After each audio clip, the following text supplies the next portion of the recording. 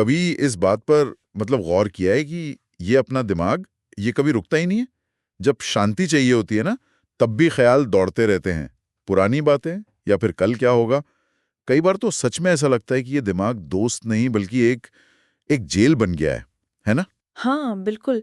ये अनुभव बहुत लोगों को होता है, पर हम अक्सर इसे मतलब नॉर्मल मानकर छोड़ देते हैं। और ये जो लगातार सोचने की आदत है ना, हमारे स्रोत से सोचने की लत, मतलब एडिक्शन टू थिंकिंग कहते हैं। अच्छा, सोचने की लत? ये तो काफी दिलचस्प है। तो आज इसी पर थोड़ी गहराई से बात करते हैं। हमारे पास जो जानकारी है उसके हिसाब से समझते हैं कि ये है क्या असल में, इसके संकेत क्या हैं और ये जेल क्यों बन जाती है और सबसे जरूरी इससे निकलें कैसे। बिल्कुल। देखिए, सोचना, विचार करना, ये तो हमारे लिए ज़रूरी है। प्रॉब्लम सॉल्विंग का तरीका है। पर दिक्कत तब शुरू होती है जब ये सोच बस चलती ही रहती है, बिना किसी नतीजे के। एक अंतहीन चक्कर सा। दिमाग बस दौड़ता रहता है, पर पहुंचता कहीं नहीं। अरे हाँ, जैसे वो ट्रेडमिल होता है ना, बस भागते रहो भागते रहो। हाँ हाँ, बिल्कुल। सटीक उदाहरण है। स्रोत इसके पीछे का मनोविज्ञान भी बताते हैं।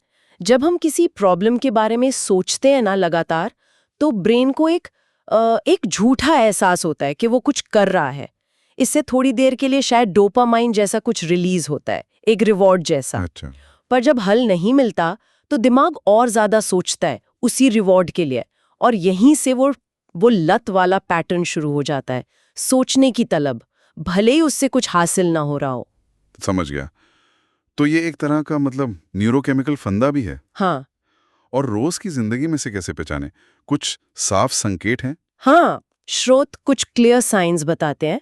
जैसे रात को लेटे हैं, सोने की कोशिश कर रहे हैं, पर दिमाग है कि शांत ही नहीं हो रहा, ख्याल चलते जा रहे हैं। हम्म। हाँ, ये तो होता है। या फिर हर छोटे से छोटे फैसले पर घंटों सोचना, क्या पहनूं, क्या खाऊं, उसको वो मैसेज भेजूं या नहीं, बहुत ज्यादा विश्लेषण करना। और बीती हुई बातों को बार बार मन में दोहराना कि मैंने ऐसा क्यों कहा, वैसा क्यों किया। बिल्कुल।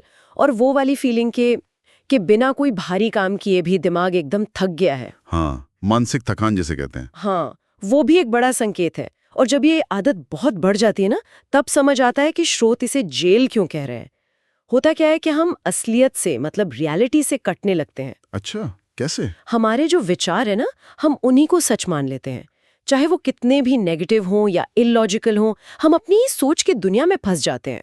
ओ, मतलब हम खुद ही अपनी जेल बना लेते हैं एक तरह से। बिल्कुल।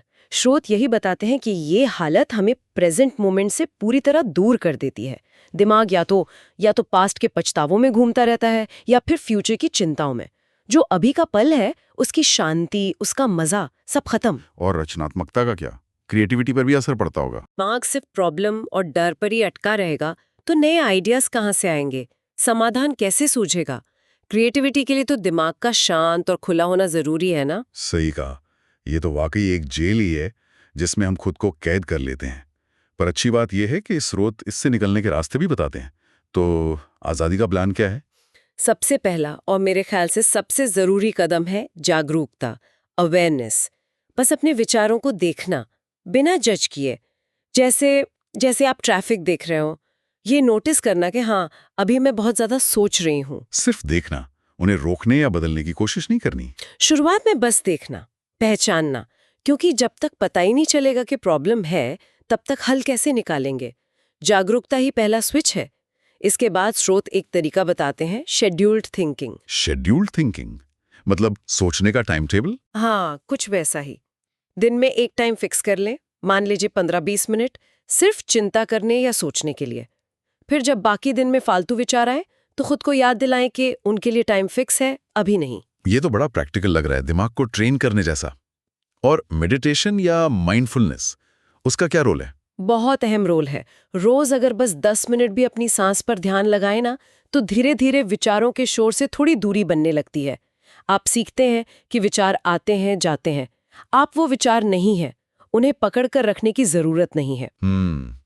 और एक और बात जो मुझे स्रोतों में काफी काम की लगी, वो है एक्शन पर जोर देना विश्लेषण से ज्यादा। हाँ, ये बहुत जरूरी है। कई बार हम सोचते ही इसीलिए रह जाते हैं क्योंकि हमें परफेक्ट समाधान चाहिए या हम डरते हैं। स्रोत कहते हैं, अगर कोई छोटी मोटी दिक्कत है जिस पर आप घंटों से सोच रहे हैं, तो सोचिए मत, उठकर कोई छोटा सा प्रैक्टिकल कदम उठाइए तुरंत। अच्छा, मतलब एक्शन लेने से वो सोचने का पहिया टूट जाता है? हाँ, काफी हद तक। एक्शन आपको उस मानसिक चक्कर से बाहर निकालता है। और याद रखना चाहिए कि सोचने का असली मकसद प्रॉब्लम सॉल्व करना है, प्रॉब्लम बनाना नहीं। बिल्कुल सही। ये याद रखना जरूरी है कि सोचना एक टूल है, हमारा मालिक नहीं। एकदम। तो अगर हम संक्षेप में देखें तो ये जो सोचने की लत है, ये हमारी शांति, हमारी क्रिएटिविटी दोनों को धीरे धीरे खा जाती है। लेकिन अच्छी खबर यह है कि ऐसा नहीं कि इससे निकला नहीं जा सकता। जागरूकता और कुछ प्रैक्टिकल कदमों से हम इस आदत पर काबू पा सकते हैं। बिल्कुल सही कहा। जैसे ही आप अपने सोचने के पैटर्न को लेकर अवेयर हो जाते हैं ना, समझिए उस अदृश्य जेल की चाबी आपके हाथ में आ गई। ये एक प्रोसेस है, एक दिन में नहीं होगा, पर ये मुमकिन जरूर है। और जाते जाते सुनने वालों के लिए एक आखिरी ख्याल जो हमारे स्रोतों की सीख से ही जुड़ा है।